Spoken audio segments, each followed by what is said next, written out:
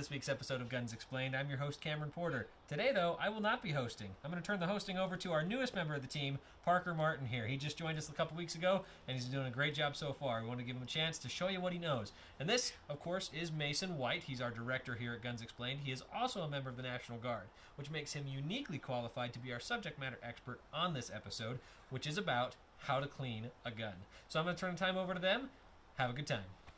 All right, thanks, Cameron. Now, like you said, we're going to be cleaning a gun. And just to start off, Mason, why should we clean a gun? So basically, cleaning a rifle is kind of paramount for the functionality, reliability, and safety of it. So if you want to keep using your rifle and you want it to be working efficiently, then it's important that you clean it.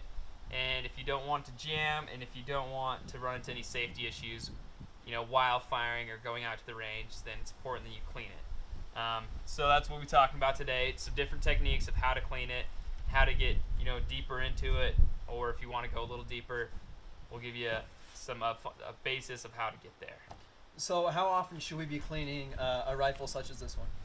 Good question, Parker. My rule of thumb is to clean after every time you fire it. So if you're going out to the range, whether it's only for a few minutes, whatnot, clean it after you fire it, because you're going to be getting it dirty. Stuff's going to be flying in there, flying around. Just take it home, clean it, or clean it there, whatever. Before you put it away, clean it. Okay, great. So first of all, we're going to take down this rifle, and Mason's going to show us how to do that, and then we're going to break it down into 3 different groups for him to show us how to clean each part. So right. Here's this. Here's our handy tool, because we got some pins we got to push to get it out. First, we'll make sure we're clear. So like we said, safety. Pull this charging handle, see if you got a round in the chamber. We don't, so we're good to go. We'll put it down, and then we got our 2 pins here. Pull this way. These guys right here, we're just going to have to basically push those in. So, like Parker said with this tool, it makes it a lot easier on your fingers if you just use something. Either you can use a pen or pencil, whatever you have handy. Or even a bullet. Yeah, exactly. Something that will, small enough to get the job done. And then we'll take it apart. All right. So, we'll break this down. So now we got it to our 3 groups that we were talking about. We got the upper receiver, bolt carrier group, and the lower receiver. Parker, want to talk a little bit about the upper receiver and the importance of cleaning that and what we're going to be hitting. The upper receiver of this particular rifle actually houses the bolt carrier and the bolt carrier group, which cycles each round of ammunition. Every time that you fire a round, carbon is expulses from each round and builds up on the inside of this receiver, and sometimes even up around the bolt and the bolt carrier. It's really important to clean inside of here to make sure that there isn't any friction on the bolt, and so the bullet exits clean out of the barrel. Right, perfect. So just like you said, Parker, the goal is to get carbon and anything excess out of the chamber, so we're creating less friction when that round is expelled, because you want it to go out clean, so it hits the right place you want it to hit, and it goes out every time. So a good way to start, if you can get something white or a piece of fabric, sometimes old t-shirts work, something where you can distinguish blackness like this.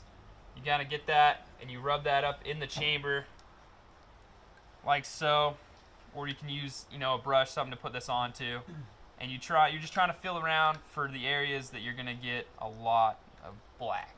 A lot of carbon. So you see like this. This was originally a white spot, so obviously it's not. A little dirty up in there. So you want to basically just run this around in your chamber until you can get it to come back out clean.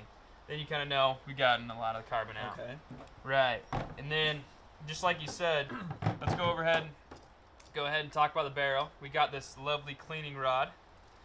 If you put this piece together, so after or during the process is when you've cleaned the chamber already, you can go back and forth between them, or you can wait, clean one and then clean the other. But also a good one to hit. You have to, you want your barrel to be clean, because that's where the bullet's traveling. Right, a long path of travel. You don't want a dirty barrel. If that barrel gets backed up, you can have pretty bad gas coming from the gun itself, and it can even affect the accuracy of your shot. Right, so it's paramount that it's clean as well.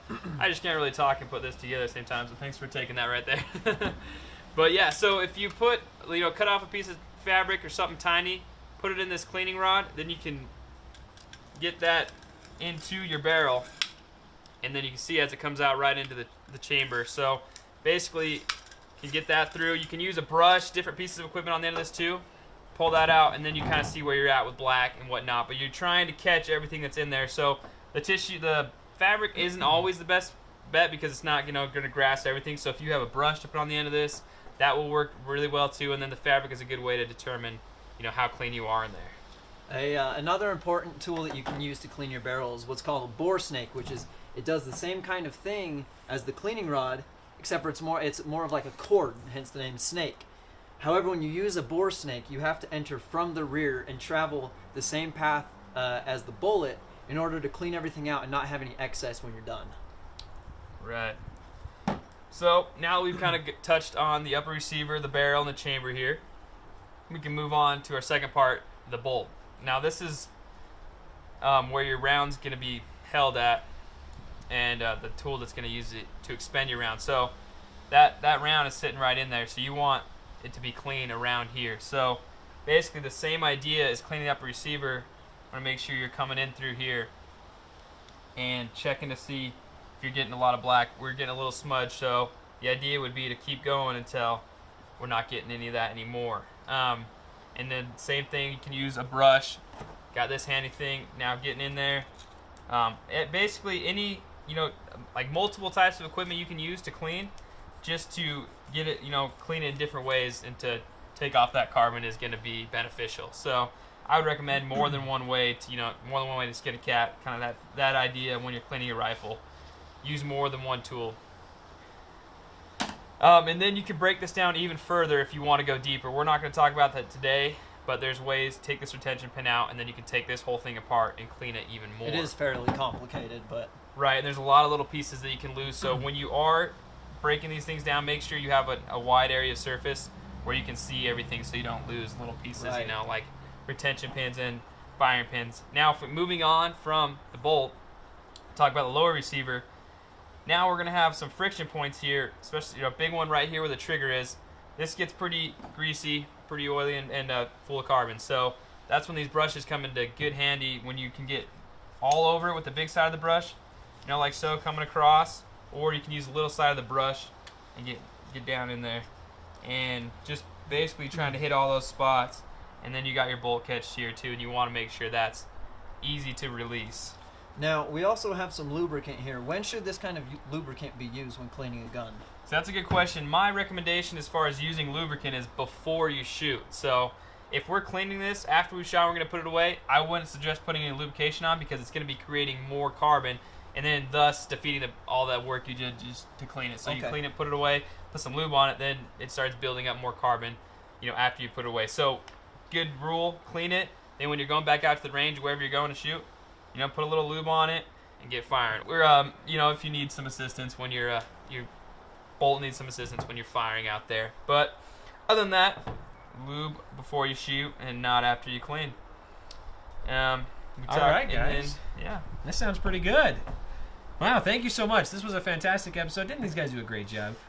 Show them some love in the comments. Let us know what you think. And if you have any questions about how to clean a specific firearm, also ask us in the comments and we'll be happy to help you out.